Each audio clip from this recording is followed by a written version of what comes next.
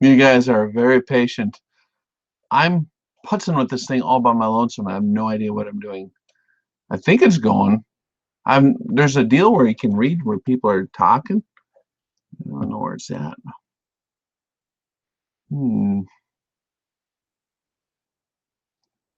What the heck is going on here?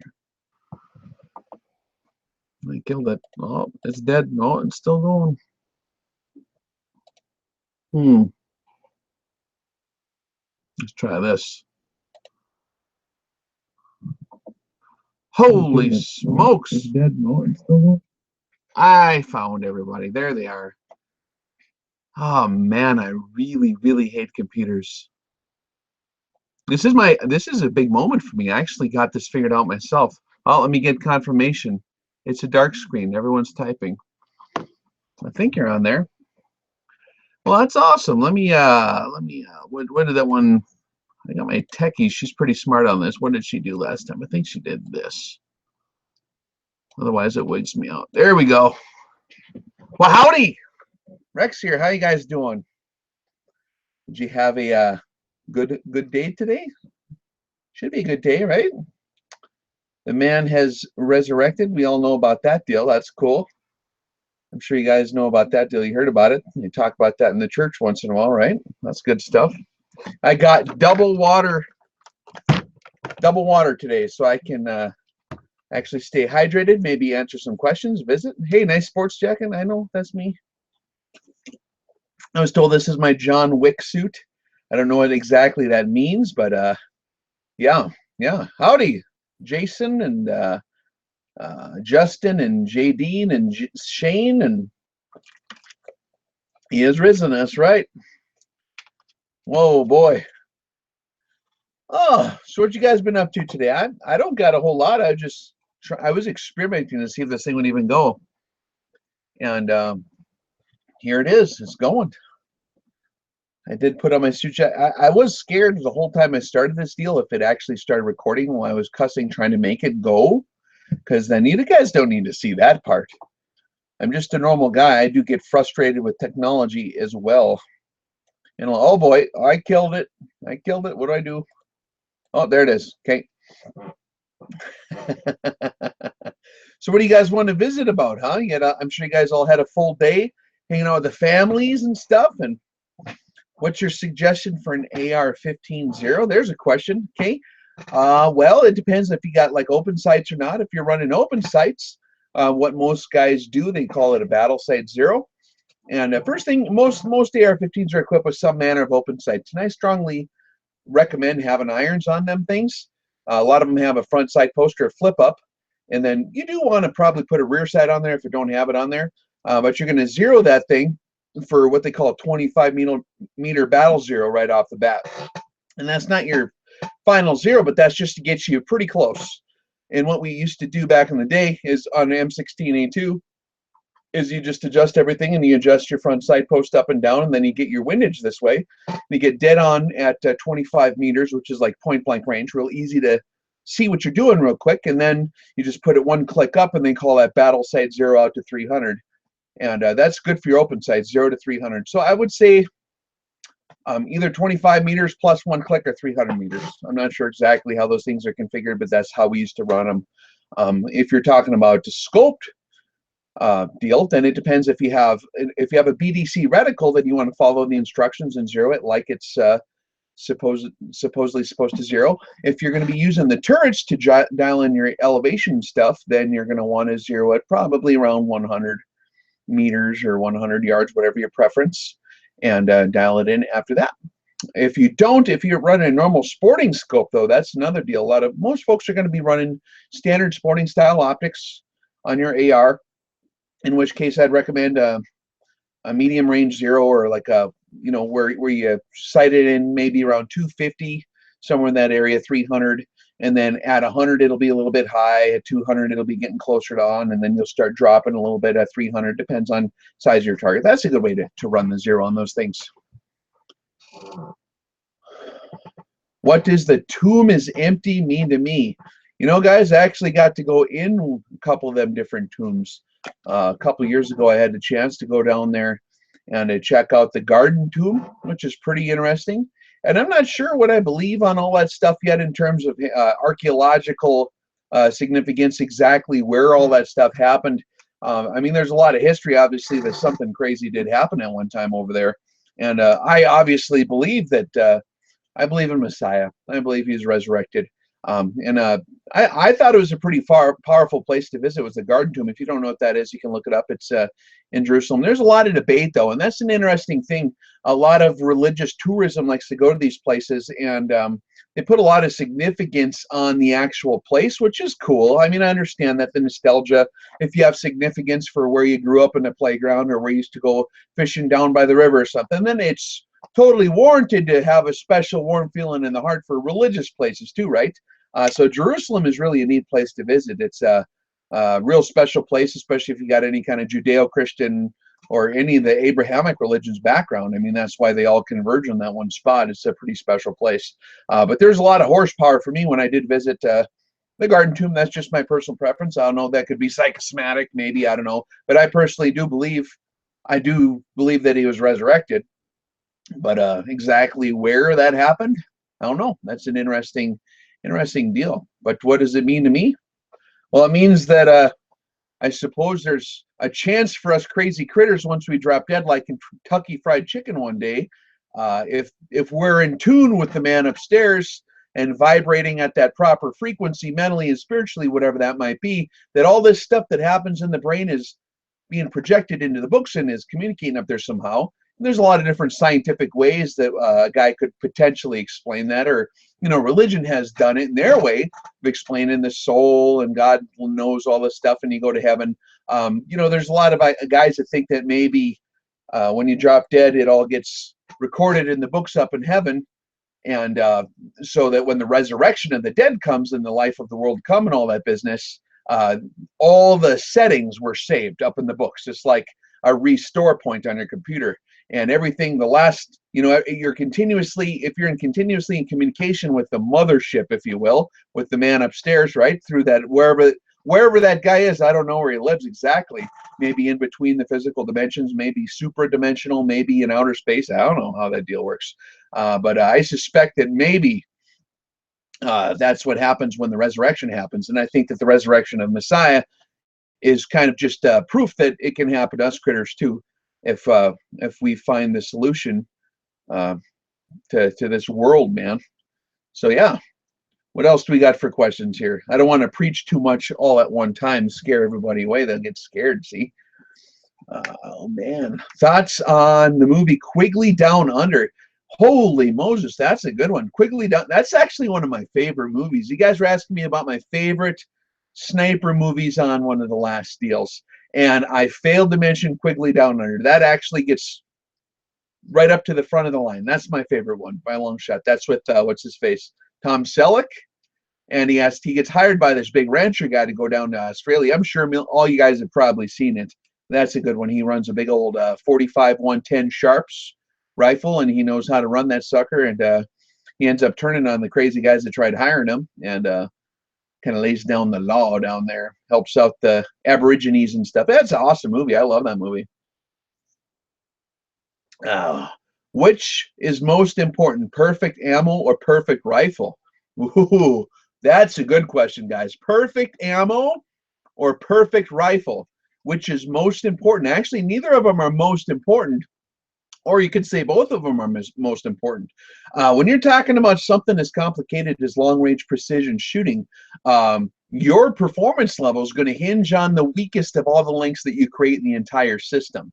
And if a guy was to, you know how the fire triangle works? Like if any of you firefighters or ever hear that or take a safety class, and they have a fire triangle, they call it. And I ain't doing no Illuminati stuff here. I'm just talking about the fire triangle, okay? But they got, you got to have oxygen on one side of the triangle for a fire to exist. You got to have heat on the other side, and then you got to have a combustible material. Unless you got all three of them deals at the same time, there ain't no fire.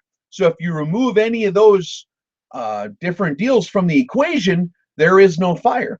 The same is true if you're talking about precision rifle fire. So the precision rifle fire triangle, if you want to think about it in those terms, is you have to do all these things properly simultaneously at the same time, or it won't work. So that being said, equipment selection is one edge of that deal. That's very important. That takes into account your rifle, your ammo, which is just as important as your rifle. Most ammo, though, you got to consider, like most rifles with good ammo will get you like in between 1 and 2 minutes of angle without a problem. Some better, right? Most ammunition in a really good rifle should get you, I mean, even some of the really horrible stuff, 2 minutes of angle. I mean, unless it's some kind of like Indian ammo from like the 1970s with dirt on it that's been loaded and stored in weird conditions. I mean, some really horrible ammo might get you a minute of hand, you know. But if you put all your components together, you got your equipment selection. Your optics is probably more important than actually your rifle selection in a lot of ways. Or let's put it like this: it's the most often neglected selection criteria that people don't pay quite enough attention to in terms of quality on your optic. And you have to run precision optics if you're going to run a precision rifle at long range, because it involves dialing stuff. And the second you start turning on the knobs, it doesn't matter how cool the scope looks. If it don't actually go there, it ain't going to do nothing. Most rifles, generally speaking, will shoot halfway is good enough. If you can get minute of angle out of your rifle, which most over-the-counter rifles you can get to shoot minute of angle, if you can get it that good, you should be set. Your optics is usually your limiting equipment factor. Ammunition is not usually a limiting equipment factor. That's maybe what you're getting at. So I would suppose I'd put more not on either the rifle or the ammo. They're usually halfway is okay. Usually, unless you're talking about some crazy handmade, you know, there's some crazy stuff that has been sporterized, or military rifles that have been chopped up, stuff like that, or a rifle that's messed up, or horrible bedding issues that can wreak havoc. But for the most part, that's not going to be a problem. The third part of that triangle is you got your equipment selection, and that's with your ammo, your rifle, your optics, and everything like that. Then you have the actual knowledge. That's the other part you need. That's the second leg of that triangle. You need to know exactly how to run that rifle in terms of ballistic drop, right? So if you're shooting long range, you got to understand ballistics, external, internal, and if you're trying to kill game, terminal, right? And how to apply them, and how to calculate all that stuff, and how to adjust for wind. That's all up here. So that's this part of the deal. That's what I spend a lot of time working on in the 101 series, is getting people squared away on what some people call strategy. Okay? And then the bottom part of that triangle is a whole nother ball game. So you got your equipment, and you got your strategy, and then you got your fundamentals of marksmanship. So you can know everything about ballistics and be the smartest in the chair sitting armchair sniper, quarterback, whatever kind of guy in the world, and you can have a $10,000 precision rifle that puts them all in the same hole. But if you haven't been properly trained on fundamentals of marksmanship, or if you're doing something a little bit goofy, and those are very subtle things sometimes, and a lot of folks can't self-diagnose problems with that. Then if you don't got the fundamentals of marksmanship, all that other stuff don't matter. So it's the weakest link in the chain, really. So it's got to be a balanced approach, and that's what we're going to try to push when we do our RX-17 and our RX series of training courses. Is we're going to tell you how to balance all that stuff out, and we're going to make sure that none of those legs of the triad is missing, because any one deal and the whole thing's off. You know what I mean? Like, you can have the strongest chain in the world, but if you got one bad link, it don't matter. You know what I mean? So that's hopefully answers that question. So you'll have to forgive me as I look up here as these questions are flying through. How do you feel about BDC reticles? Very good question. There's different applications of fire, okay? That being said, there are different tools that best suit those applications. So BDC reticles, for those who don't know, that's ballistic drop compensation reticles. That's where you have your crosshairs, and then you got your different subtensions of either, you know, mils or minutes of angle, or in the case of a BDC reticle, you have your ballistic drop. And there's a huge diversity of BDC reticles. Some of them are designed really well, and I try to stick to those when I'm doing my reviews. I have a hard time doing real negative reviews, so some of the optics that are maybe more popular, I don't really that don't work anyways. I don't get into the reviewing those yet. I'm kind of a big chicken. I don't like being mean to people. But the stuff that I like to try to find, there are a couple different BDC reticles out there that do a really good job.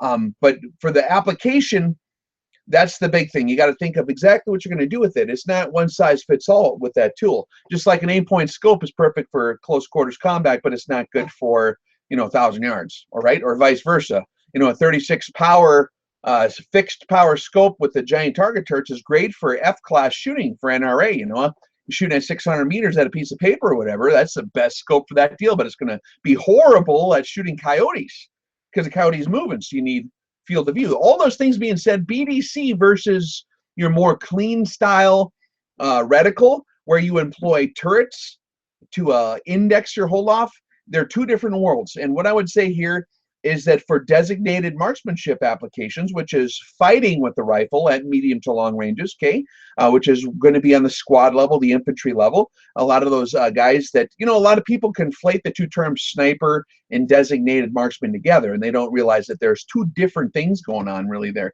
two different tasks, if you will, at hand. They might be the same guy. If a sniper fails to do his job and gets drawn into a gunfight, all of a sudden now he's a designated marksman. Well, not exactly. I mean, designated marksman is really a delegated task that's done on the unit level, usually assigned to a company or a platoon or whatever, right? A sniper might be attached to the battalion level. So they're different jobs in terms of how the jobs are set up. But BDC reticles are very effective for fighting. Like when you got unknown distances and you got moving targets all over the place and you got to start shooting right now and you're panicking and you have to keep your eyes on the field to keep peripheral vision on what's going on. You can't be running a calculator and looking up your ballistic holdover. You just got to start shooting. So in those cases, and it doesn't matter to give away your position, you're going to start hammering away anyways. And if you're just a tiny bit off because the BDC reticle failed to correct for some of the subtle atmospheric variations, it's not going to be the worst thing in the world. You just need to get rounds downrange quick that are pretty close, and you can correct fire, especially on a semi-automatic platform. So BDC reticles are great for those applications, for hunting, designated rifle marksmanship applications, and for stuff like that. Where you're indexing your turret, that's more of it's a different discipline of fire. That's where you're going to be shooting at long range, and you're going to have more time to get it exactly perfect, and you only have one shot, and it has to be perfect. And there's other subtleties that come into the equation too. One of the reasons for my particular field that I kind of do more of, especially that you guys are more familiar with on the tutorials, is the long-range precision shooting applications or extreme long-range shooting. If you're shooting over 1,000 yards, all of a sudden BDC reticles are rendered a little bit inaccurate, and they can still be used if you know your dope. You can correct for that on the turret a little bit if you have an external turret, and you know what your values are at for your BDC marks, but you have to know exactly what those are. So that can be corrected for. But ideally, in those situations where you're shooting at extreme long range and you want a very precise shot, you want to mechanically take all that stuff out of the equation and you want to dial it in, because you don't want your brain to have to worry about two different things at the same time. You want that whole deal completely taken out of the picture, so you're not trying to remember what your holdover is as you're trying to judge the wind at the same time. And that might seem like a goofy deal, but under pressure or when it's super important, you can't mess it up. And it's super important that your brain is just delegated to the most, and especially in a guy's mind, we got such a one-track mind. We focus in on one task and you lose view of the periphery sometimes. So it's very important, especially for guys who are shooting. Once you get zeroed in, you're going to be watching the wind, the mirage, and the target. Because the target on an animate target in real life is going to be doing unpredictable things. It's going to be moving. It might sit down. It might take a step to the side. It might cough. It might run away. It might start coming your way. Who knows what's going to go on?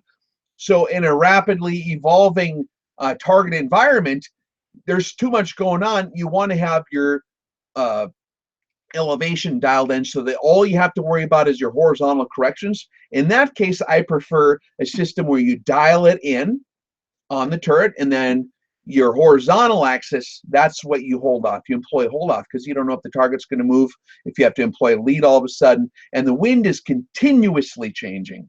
It's like every second it's different. So you're going to be like holding left, right, less, and then you're going to And sometimes for some applications, for some precision shooting competition, you might do an average of the wind and just kind of hold on what the wind average is. You're going to hit more targets statistically that way. But especially in the case of the traditional sniper role, or if you're taking a really long shot on a big animal hunting or something, you kind of have to very carefully watch the wind and time it exactly right, in which case you're going to be employing different hold-offs for every second. It's going to be different. So in those applications, I do prefer a more clean reticle than a BDC, because I like to have the vertical all figured out, and then the windage is all I want to worry about. And that's just the way that a lot of guys like to roll. So it's two different applications. Hopefully that explains it pretty good for you. Rex talks a lot. Yeah, I like to cover the ground. It's one of them deals where, like, any one of them questions is such a, and here I go, I'm going to talk a lot some more, just explaining why I talk a lot. But there's a lot of stuff going on, a lot of subtleties, and it's always the basic stuff I could say in 3 seconds. But it's the subtleties, that's what the devil is in the details. And I know a lot of guys who basically know what's going on, including myself, who miss all the time or suck. And because, like, the subtleties are what really are going to really screw you up. And I myself, I get lost in those subtleties all the time. So when I'm saying they suck, I'm talking about myself too, especially on a day where stuff ain't always exactly perfect. So I'm trying to streamline everything and do the full program download so that you can understand not only the answer to the question, but the reasoning behind the concept of what answered the question, so that you guys can do it next time. Then you'll be the guy sitting on the deal answering all the questions, because it'll be in your brain. So rather than hoarding all of the details to myself, I'll hand those details out to everybody, and then you guys can be awesome. Even more awesome. All right, I got a Scar 17 with the 20-inch barrel. I was thinking Steiner Military 3 to 15 or IOR Valdata 3 to 25, because both scopes have good warranties. I would know kill. What the heck? Okay, this flashing through so quick. Those are both real nice scopes. German glass is just good. So that's a win-win situation. That's like the choice between a Ferrari or a Lamborghini. I mean, one's going to be awesome, whichever one you pick. So congratulations, you picked two good scopes. User's preference. Yeah, no problem. If you guys got noob comments, hey, that's fine. That's what we're here for. That's what we love to hear, because that's good stuff. Okay, I just saw a case. Just saw the Case for Christ movie. You know, guys, I'm out of the loop. I'm out of the church movie loop. I'm out of the normal movie loop. I'm out of the everything loop. I like living this Rex cave all the time, trying to catch up on all the stuff I've bitten off. I bite off more than I can chew sometimes, so I'm trying to catch up on some of that stuff. So you have to forgive me on my current movies. I haven't watched movies in a couple of years, really, once in a while. Can you give me a shout out? My name is Lord Scorpion 360. Lord Scorpion 360. Everybody know that he's there. There you go. Rex, what's your opinion on 300 Blackout for Coyote Whitetail Home Defense 16-inch barrel? You know, that's a neat little cartridge for what it was designed to do. I always liked the Whisper concept cartridges. And when I say that, I'm talking about the cartridges that were designed to shoot a large, heavy projectile, VLD profile bullet, very low drag, at subsonic velocities for a number of reasons. It's interesting, the concept behind there. So in those regards, I really like the 300 Blackout. It's basically a 300 Whisper, effectively, okay? Back in the old days, that's what they call them deals. It's a 223 necked out to 30 cal, right? And so if I like to launch the heavier bullets, because you still have the poop, well, not all the poop. A lot of killing power is in hydrostatic shock with velocity. But the true advantage of not running a 5.56, in my opinion, running supersonic ammo in a Blackout is kind of defeating you're evading the most cool potential of that round, which is to run a really heavy bullet just below the speed of sound, because then you get a really quiet shot if you're running suppressed. And you guys should run a suppressor if you got a Blackout. That's the point of that cartridge, in all honesty, is running it suppressed. It's very, very quiet, like stupid quiet, if you get everything balanced out right.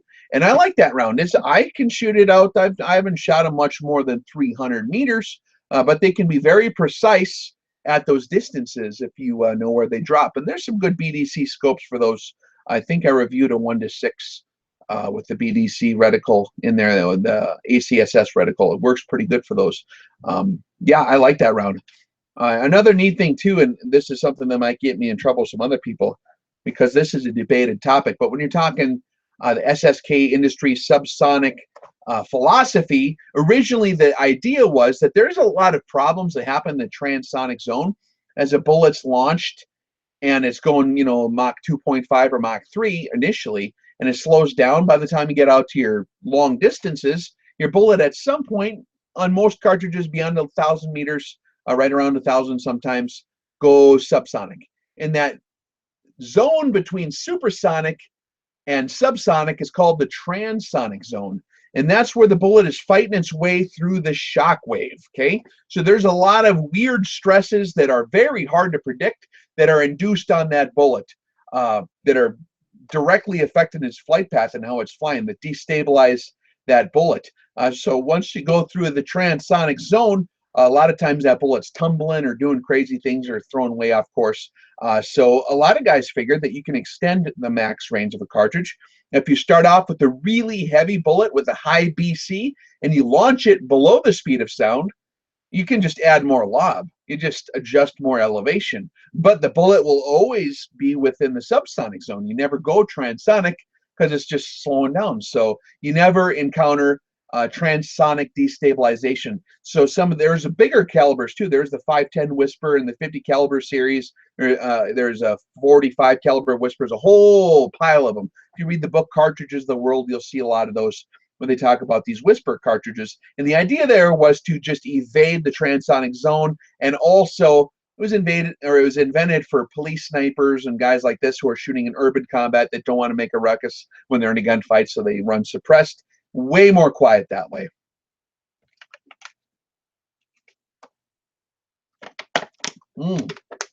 Thumb for long range precision. Where do you all keep your hand? That's a good question. I don't want to call it a trend because it's actually a very effective way to run a rifle. There is concept and then there's application of concept. That's something I want to be clear on. The concept and the objective to a lot of guys, and what, I don't have a rifle sitting right here. That's crazy. There normally is one. I got an AK sitting over there. That's not going to be no good for you. But normally what guys do who are in like precision shooting competition, who are really, really trying to have the least biological effect on a rifle that is supported on artificial support. You got your bipod up front, you got your toe support back here. So the rifle's basically setting on the ground perfectly still, right? As long as its natural point of aim is exactly on target, you don't have to muscle that rifle around. Now what you got to do is you got to get that rifle to go off while it's exactly on target. So a lot of precision shooters will kind of sneak up behind the rifle and just, you know, squeeze the trigger. So what you'll see is their thumb won't be around the pistol grip or around the stock, and they won't have like a death grip on the stock, right? And so you'll see a lot of these precision guys run a rifle like that. That's a very effective way to just eliminate biology out of the equation. There are some downfalls to that, obviously, and that's why some guys don't run that way or whatever. One of the things is recoil control on a heavy recoiling rifle. 338s are rifles with a short eye relief on an optic that recoil heavy. You got to have a little bit more of a grab on some of those big suckers. That's just one of the ways that it is. And so you might have to, especially on where you have a pistol grip, one of the advantages of a pistol grip in terms of recoil control is that that takes some of the recoil out because it's got to go through this whole movement of your hand here. So it's just a little bit of recoil mitigation. If you're shooting a mild cartridge, if you're shooting like 6.5s or stuff smaller than that, you can pretty much run that rifle without even hardly touching it. And that's probably the best way to run it for precision shooting if you've got real good natural point of aim with your artificial support. So there's two ways to do it. I wouldn't get too caught up into the style of exactly how you accomplish a mission, but just do be advised. The more you have your hands touching the rifle, the more your pulse and your breathing and all that business is going to throw it off. So that's why a lot of guys shoot that way. And I'll shoot both ways. I've shot both ways my whole life. You can still accomplish that with your thumb behind here too. That's just a way that people really make sure they're not going to even touch it, like not even at all. So a lot of times you'll just see them, they'll get their finger there, and none of the fingers are even touching the stock. That all they got is the trigger there, right? And so and then they got the butt pad just kissing the shoulder a little bit. And so that's one of the reasons why you'll see shooters doing that, because they're getting maximum precision that way, totally eliminating your pulse and all the wiggliness. Hello, Canada. Yep, you bet.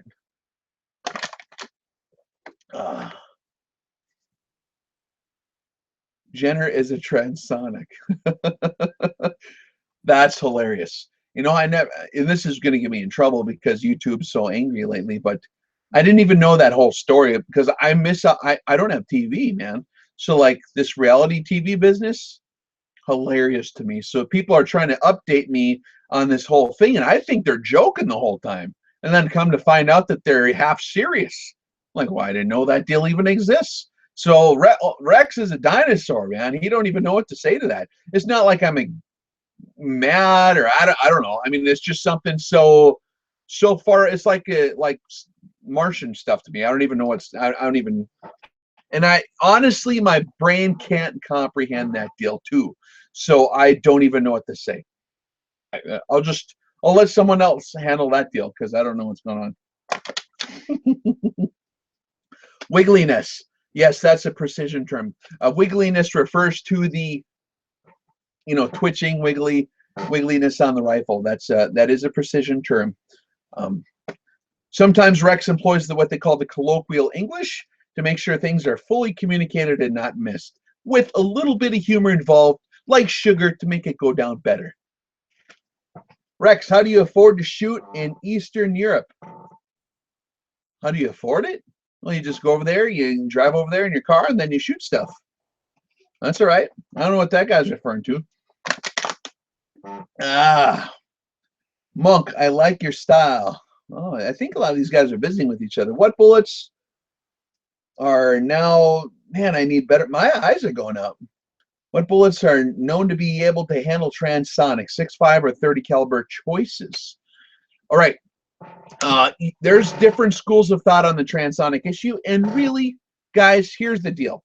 As interesting as all that stuff is that I said, in all honest reality, most of us are never going to shoot that far. Like in a 6.5 Creedmoor, you don't go transonic till you're like over 1,200 meters. And there's a lot of other stuff that's going on that's going to totally reduce your max effective range well within inside that distance anyways. You got any kind of goofy wind going on, you're not going to shoot that far. You can't even see that far in most places. That being said, if you are doing extreme range shooting, if that's like what you're choosing to do, so for all practical applications, it's not even really an issue. That's my main point. But if you are going to do this extreme range shooting, now you have to start looking at the Miller stability equation, and it's a function of how fast your velocity is and how tightly twisted your rifling is, so that your bullets spin. A lot of those bullets are spinning at 200, almost 300,000 RPMs, 300,000 or 240,000. It depends on your twist rate and your muzzle velocity. So there's different kinds of stability. There's dynamic stability and gyroscopic stability, okay? And there's different ways that people label these things if you look up in different readings or whatever. But basically, dynamic stability takes everything into account. That's the bullet on its flight path. Dynamic stability, or rotational stability, or gyroscopic stability rather, excuse me, is where the bullet's spinning so fast is how rigid that bullet is on its axis, okay? The more you spin something like a bicycle wheel, that's like why on a bicycle, do you ever notice how you don't just fall over after you get rolling on a bicycle or a motorcycle? As your wheels are spinning, they create a more rigid spin axis on the hub of that wheel, which on a spinning object like that, even something light as a bicycle wheel, it solidifies the axis, the axle part, right? And so that's why it's hard to tip over a bicycle once you're going. They just naturally stabilize. And after the bicycle's going and the faster the wheels are spinning, you can just push it and you'll see it'll stay upright until it slows way down, then it'll fall over. Same is true with rifle bullets, guys. If you spin your bullet really fast and have a higher twist rate on your bullet, for example, what'll happen is it'll be less apt to be deflected by weird external forces, okay? So one school of thought is that you can get through the transonic zone by what some people call overstabilization of the projectile, or just a real tight spin. Some folks take account dynamic stability, which says that when you stabilize your bullet like that, your spin axis, it doesn't want to then retain its tractability, what's it called, as your bullet comes down into the target. Tractability is how far that bullet's going to stay on track. If the bullet is spinning really fast, it's going to want to stay on its axis, and it's going to come belly down through the deal, which ain't normally a problem for small arms fire. This is something that becomes a problem in rocket artillery, field artillery, or hard target interdiction. Your 50 caliber guys shooting at King Jong-un's rockets before they take off the launch pad from a secret location with silencers and stuff. Probably. I don't know if that's what happened. I'm just saying. But guys like that are very effective at 3,000 meters because they're figuring out. Now I've distracted myself. Now I'm imagining all the trouble I'm going to be in. But those are applications of fire where you got to worry about that stuff. And there's different ways to accomplish it. There's different ways to skin the cat. Some folks claim that as your bullet's coming belly down, when it encounters that transonic zone at some point, it destabilizes it because it's not nose on through it. And so that's what ShyTac kind of talked about. A lot of people consider some of the folks with that outfit to be almost into that voodoo witchcraft kind of stuff, because they're talking about such subtleties that are very hard to quantify scientifically. So some of your more quantifying guys, your science guys who are writing stuff in a notebook and looking at Doppler radar footage, they're very, very skeptical on that whole dynamic destabilization, and they think that a tighter twist rate's totally fine. So I talked in my videos about that subject in both ways, because there's two different schools of thought. I like to run my rifles personally with not too much twist, because I do subscribe to the superstition that there is some point at which if your bullets doesn't have good tractability, it's going to encounter the dynamic destabilization, especially at the 300 grain bullet. And your longer bullets are going to be a little harder to do that with in some regards. That's why you got to spin them faster. So shorter, but then you can't get as far. So it's like it's an interesting subject. Yeah, if Uncle Ted would do a podcast with me, man, that'd be awesome. I should call that guy. He's a stud. Oh man, Rex, you went there about DPRK. Huh. I don't know the acronyms. You guys are using these foreign acronyms. I don't know what you're talking about. 260 versus 6.5 Creedmoor, in my opinion, for long range. Originally, back when I started making the series, I kind of swung the way of the 260, because at that point in the area I'm at, it had logistical superiority, which means you could find ammo for it. The 6.5 in the early days was very much of a wildcat cartridge, specialized round. Nowadays, the 6.5 Creedmoor is taken off. It's actually reached escape velocity. In my opinion, after all the folks I'm talking to, especially in the PRS world, there's been such a love of that cartridge that they're going to be mainstream. So now that you can find really good quality ammo for them over the counter, and you don't have to be some kind of reloading guru to make ammo for them, you can buy like over the counter Hornet ELDs or whatever, and they shoot amazingly well. According to, if you talk to Paul McCoy, I'll upload a video where I ask Paul McCoy that question. I forgot to upload that deal.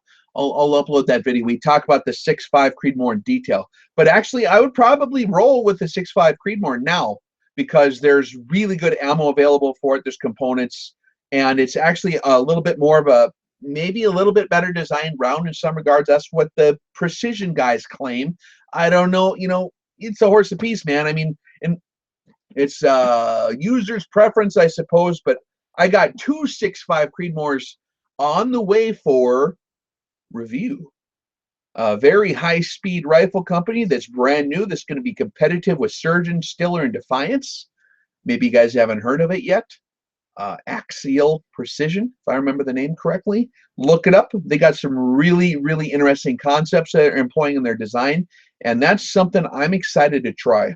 And actually, the guys are going to come up here and meet with me, and I'm going to hammer out the details with them and kind of pick their brain a little bit about what their design is I mean, you talk about some voodoo stuff. These guys understand harmonics pretty good. When I talked to them, they took that into account on their design.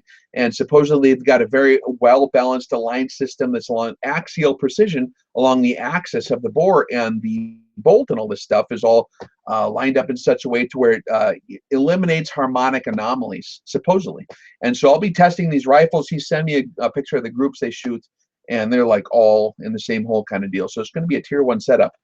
Very excited to try that out. I got them both in 6.5 Creedmoor, because now that that's the round of choice for everybody, I better probably learn more about it.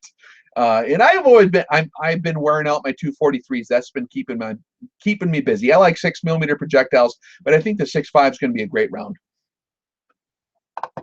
Okay, what is the best herb for long range? Herb? I don't know what he's talking about. He's talking about reefer or something? I don't know what he's talking about. I don't know anything about that, honestly. I drink the beer when I have problems, and I'm trying to lay off, but we'll see how that goes. Sorry, I don't know what the herb for long range shooting is. Ruger RPR, the Ruger Precision Rifle. Those are supposedly pretty good shooters. I have not had one in my hands for shooting a lot yet. I know a lot of guys that I respect who have had them in their hands. Unofficial participants in the Rex Reviews project. I think that they're supposedly a really good shooter. They shoot straight. They got a lot of nice features. They're designed well. The complaints I've heard on them was the stock design is not as ergonomic as it could have been, in terms of maybe cheek support or something. I can't remember exactly. You guys will have to forgive me. If I ever get the chance to review one of those, I would love to try one out and shoot one and see what I think of it. That's a good question. I don't want to give you too much information without enough first-hand experience, because I could relay what other people's complaints were, but I'd prefer to, before I start slamming stuff too much, to check it out for myself. How do you feel about Applied Ballistics books? You know, I just got a shipment of them in, and I was like, they're really well written, man. Like, that Brian Litz is a sharp cookie, I'll tell you what. I think he's actually a rocket scientist guy. He worked at, I forget what, I think he worked for the Air Force designing air-to-air missiles. And so he understands physics. And a guy that actually scientifically understands physics and does research, and when you're doing research for the military, I don't know if you guys ever paged through the Army Research Laboratory papers, or the the Ballistics Research Laboratory, the BRL papers. I used to show some of that on the 101 series. They're very, very, very well written out. And so these books are written with that level of information. When you're talking about the Brian Litz books there, and so he's got the knowledge base. But the thing I like about him is he converts it all into standard English, which is what I kind of did on my channel. So it's interesting. He's got the written version of what I did on the YouTube. And so his is way better, though. I mean, in terms of, like, if you're going to read something, he's done very comprehensive work. And it's interesting reading a lot of the stuff that's been my experience, my collective experience, that people I work with over time, and the stuff I've learned doing long-range shooting in different capacities over the years was very much validated in those books, or some of the things slightly corrected me a little bit, or gave me a new way of looking at it. But for the most part, I think those are incredible reads, and they are on Rex's new list of book recommendations for people who want to familiarize themselves with all the intricacies of ballistics. And he also does a real good job kind of laying out equipment selection as well, and he does them in a way that's easy for normal people to understand. So those are really good. Yeah, and he's collected a lot of observational data of bullets and how they fly and their true ballistic. You know, a lot of ballistic coefficients were derived by the manufacturers, considering they thought people are going to be shooting like 200 yards, right? So then they do the BC for that distance, right? But when the ballistic coefficient changes a little bit, especially the way the math is set up, and the G1 and the G7 drag functions are different.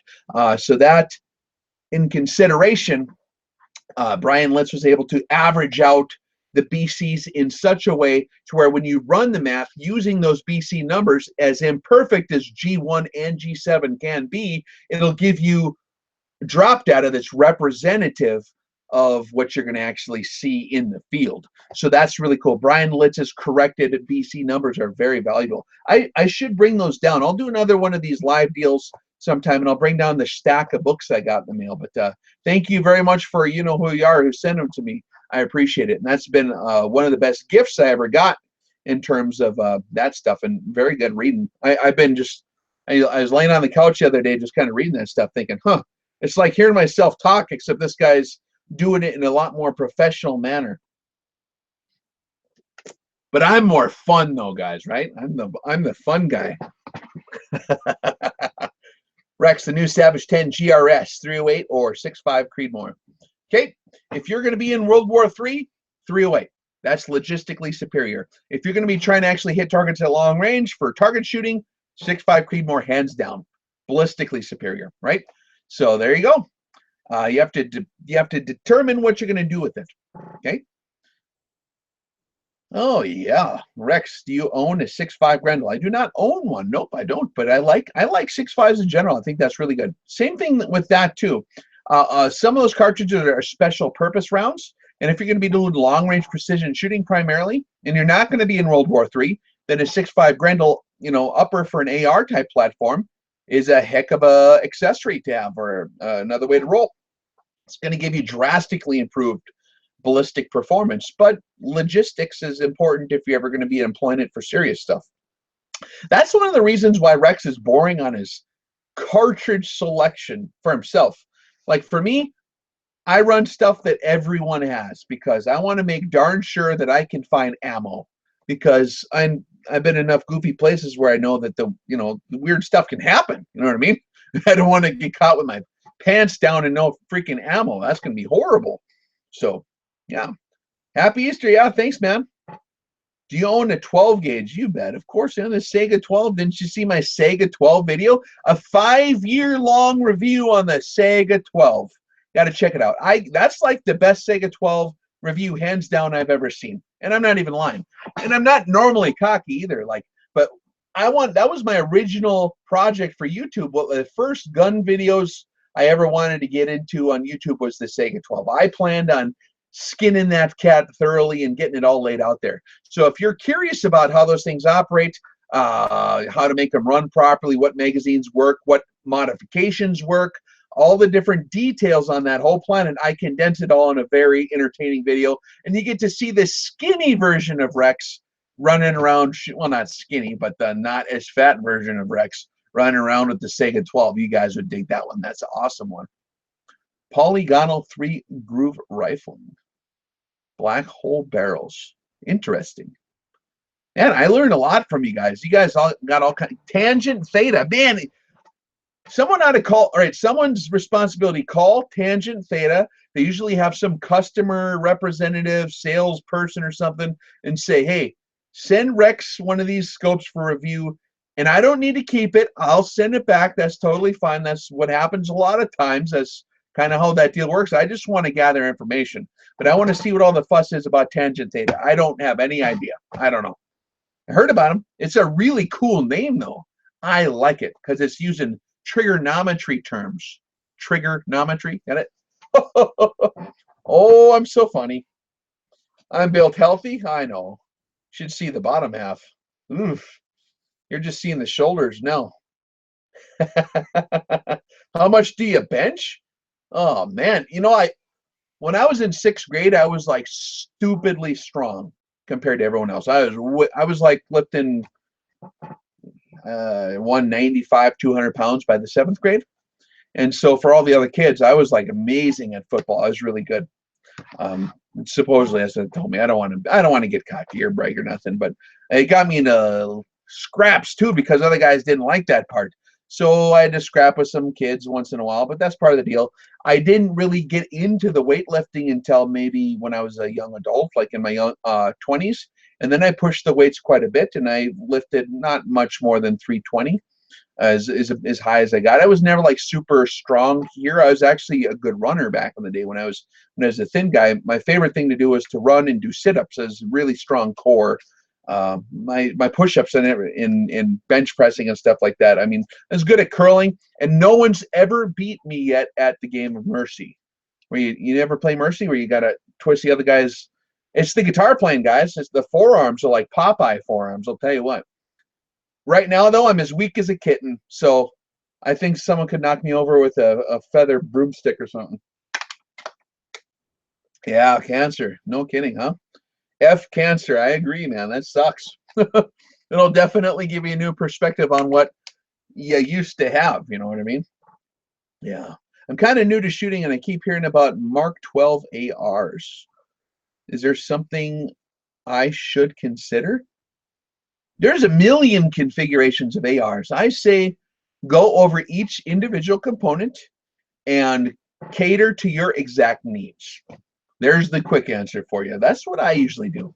I got a Mark 18 Daniel Defense upper almost here finally for my SBR. So I'm very excited to run that thing because that's short. And when you're running a can on there, it's nice to not run into all kinds of stuff. Or dismounting from vehicles, a shorter, handier weapon I like too. AR or AK, my favorite is AK. Sorry, Kalashnikov.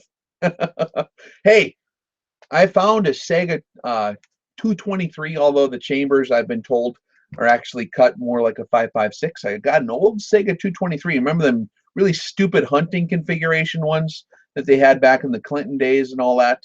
That they're important for cheap for a while. Now they're expensive because they're scared of the Russians, right? Them Russians, dirty Russians, got to get rid of them guys. So now they banned the Segas, but they're really well made, the Kalashnikov. But there's this outfit that I actually am going to get on the podcast show. So sign up, www.rexreviews.org. You guys are missing. If you're watching this on YouTube, guys, I got so much more stuff on the podcast as far as details. If you like the long-winded explanations on the stuff where you really get into detail, the podcast is incredible. We do very good questions and answers. But I'm getting in touch with this guy. He does. There's a few different AK builder outfits in the United States that are very popular. This guy isn't as well known, but he's the guy that does all the work for the serious contracting guys, the military outfits that prefer to use the Kalashnikovs. And he does conversions on them to be more logistically compatible with AR-15s, as they use the same ammo and mags. And so I'm going to send this thing to him, and he's going to make it into a really sweet one. So look forward to that review in the future. It'll take him some time to put that together, maybe a year from now. I'm hoping we'll get that done, but very excited. But I like running the Kalashnikov. They're just way heavy duty. Oh, depends on barrel length. Okay, Bushmaster EU. What should rifle dynamics? Oh man, you guys are typing too quick. Hey Rex, I can only have a 22 in my country. What's the best for long range? All right, how do I do this here? Oh, I can click on it here. Oh, wow, look, I can stop the panning. What's the best for some long range training? The best 22? I don't know. I would think that actually, if there is something to be said about bolt action rifles and single shots that force a guy to have high discipline of fire. If you got a semi-auto, there's a subconscious deal or even a conscious deal that makes people and encourages people to just go like this a lot. And I ain't saying that's a bad deal for, fire suppression is a thing, and multiple targeting engagement is certainly a thing, and double tap is a thing. But for refining the discipline of aimed rifle fire, I think that a bolt action or a single shot is a good way to go. And what a really good way to go is to carry all your junk up the hill, set up, and only have one cartridge with you. Okay? And the other cartridges are back in the automobile, like 300 meters down the hill and over the boulders, through the creek, and you got to crawl through the cactuses to get back to the car to grab your next round, right? So you got one cartridge, and then you spend your time trying to figure out how to make that thing hit the target, and it's not long range. And then if you hit it, you're set for the day. You go back, and then you won. See? But if you don't, then you got to go all the way back. But it forces you into this mindset of attention to detail. So I would recommend rolling with some kind of accurate bolt action for learning the discipline of fire. That's a good way to go. And it's the least likely to get banned, right? Politically. And you can, if the one bullet goes where it's supposed to go, it's every bit as deadly as the 30 bullets that went right around the target, right? And I'm not against firepower. That has its place. All right, Rex, is blueprinting a Remington 700 action worth it if you shoot under 800 meters? Beyond 1,000? Yes, it's worth it. Just kind of like, unfortunately, the reality of Remington 700s in the last few years, especially, is the tooling got a little sloppy. I think that's just my guess, and I don't know the full story on this. Well, maybe I do. I'm not supposed to say some of this stuff. Listen to the podcast. I think it was one of the more recent ones. We talked with Paul McCoy, and we have a discussion about Remington 700s and some of the challenges in getting them to shoot straight nowadays. Some of the other cheaper Remingtons actually shoot better in my experience, but some of that stuff ain't being cut so square anymore. And if you have ever talked to gunsmiths who struggle with lapping the bolt lugs and stuff like that, sometimes there's only contact on one side because they're so out of true.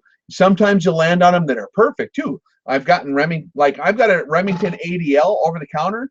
That's an older one, and it's like all inside your pinky nail, 7mm Magnum, 5 shots on a pinky nail, just leaning across the hood of a car consistently. It's stupidly accurate.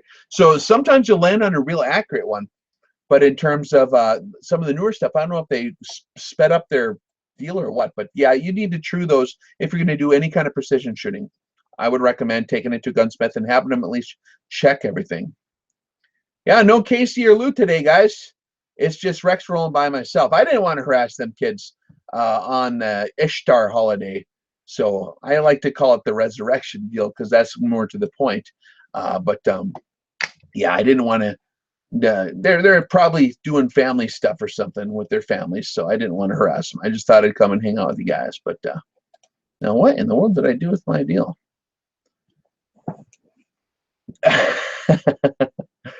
Oh boy. I got some smart ones on my channel, don't I? Smart guys. Yeah, I'm sure I got some adolescents too. That's fine. They'll grow out of that deal. I don't get bent out of shape about it. They're just okay. What do we got here? Any other good questions? What's your favorite cartridge and rifle for deer hunting? Ruger M77, like the classic style. I like the older ones with the tang safety with the red butt pad on them, just because it's just a nostalgia deal. I like the style of those. And for hunting deer, 6mm Remington. Maybe it's a nostalgic deal. There's a good rifle. I like them. Do you shoot silencers much? Yes. Suppressors? Yep. I certainly do. I'm running AACs right now. I got this one right here. I don't know if you guys can see this. This is a what is this? A Tyrant on my Mark 23. Very quiet and very handy. It's titanium. It's pretty slick, and you can take it apart and clean it and all that business. And I got an adapter too for my what do you call it, 1911s and stuff. So yeah, these are sweet, man. Like if you're running a pistol suppressor, I like the Tyrants. They're titanium. They're stupid. It's like a piece of styrofoam almost. It's really light. And then I run the SDN 6s on my like semi-autos and stuff that I can throw them on all my different rifles, 30 cals. I run them on my Whisper is why I primarily got them, or my 300 Blackout. So yep, that's a good way to go. What else do we got here? Do you have any? Oh dear Lord. I think, I remember I don't really normally ban people because I'm a First Amendment guy. But I used to, if people are being turkeys, I would ban them. I don't know where the button is anymore. Oh, let's see. Rex, watched your vid about the ACOG. How does it compare to the IWAR Veldata 1-5 to 8 Trident? Totally different animal. The ACOG obviously is very compact and it's a prismatic scope. So the design concept is quite a bit different. As we talked about in the review, there is advantages to prismatic optics just in terms of ruggedness.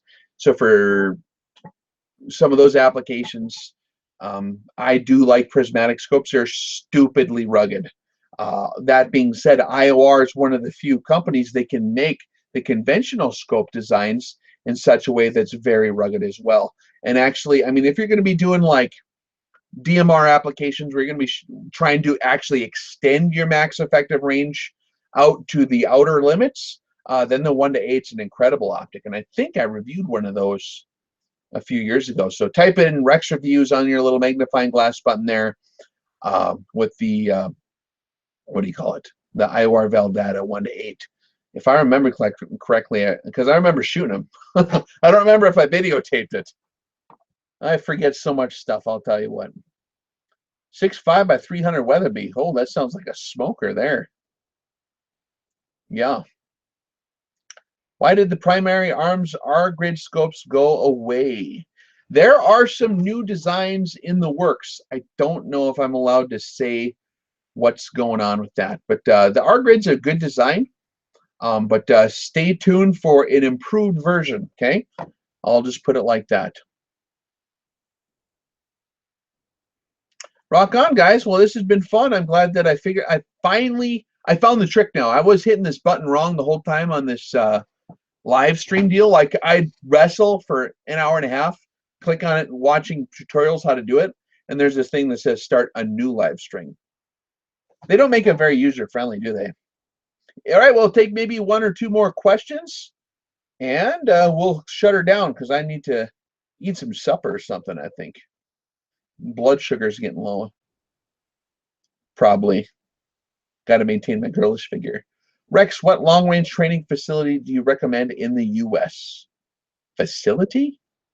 Hopefully, you know, long-range training is usually going to be done outside a facility because most of the places where you do it's going to be really far, like out in the bush, national grasslands, BR, what do you call that stuff? Oh man, I'm sleepy.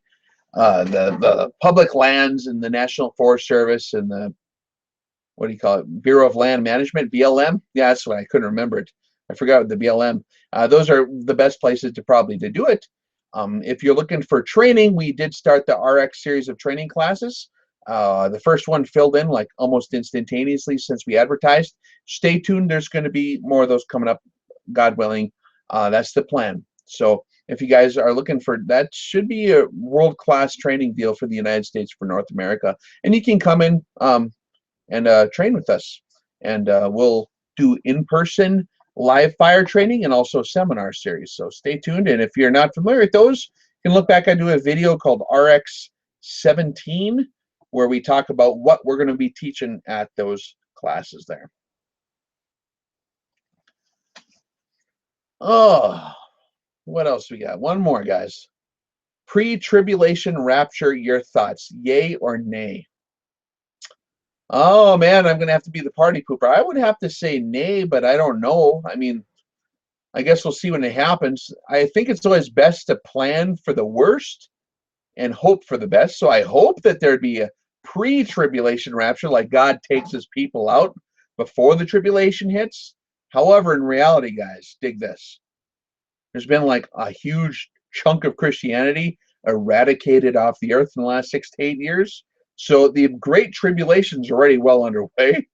It's just not in the United States yet, okay? So that's just a fact. Go over to some place like Egypt or Libya or Syria or Tunisia and tell them that about this idea of the pre-tribulation rapture, and they'll laugh or punch you. That's just a reality. So I'm a post. If you read the book, it really clears it up. The whole theme, if you do a concordance search in the Bible about when, you know, about the word tribulation, in every case, God's people go through tribulation to improve their character and to test them and to refine them and to make them better. So tribulation is good for the church to go through. So I wouldn't think that we would want to escape it if we want to be spiritually refined. It's one of them deals that's, I think, super important for us in our growth, especially us over here in spoiled areas where we live, where we have it way too good. There's a lot of spiritual growth. You know, the golden age of the church, guys, was like in the year 300 AD, when they started feeding Christians to lions and stuff. That's when the church exploded. That's when it took off, and I mean, that was hardcore. And I ain't saying to go and make the tribulation happen. I'm just saying that, like, I think that that's the reality of how things happen like that. So when I read the book, every time I see God's people in tribulation, it's not like they were taken out of it, but they were preserved in safety to some degree within the tribulation. They weren't removed from the planet. Even if you look at the flood, right? Noah and all the people on the boat, They didn't just get laser beamed off the planet. They had to stick it out. They had to physically prepare for the flood. They had to build a giant fortress called a boat, and they had to live on there for a year or whatever, right? That's how the story goes. God's people didn't escape it. They were preserved in it. Likewise, if you read the stories in the future, in the latter days or whatever, when that deal goes down or wherever it's going down, those few of God's people that for whatever reason he chooses to be preserved through it will be done in a very similar manner. Those concepts all repeat themselves, in my opinion. When you read the stories, those are all concepts that echo over time. They're called typologies. And the flood happens again with fire this time, it says. So that's exciting. So I would say don't plan on a pre-tribulation rapture deal, because that's planning. I don't think that's wise. Okay, that's my opinion. All right, guys. You guys are awesome. Thanks a bunch for hanging out, and we will do more of these in the future. And happy resurrection of Messiah, feast of first fruits, and we'll catch you, hopefully, God willing, next time, guys. Thanks for hanging out. We'll catch you around.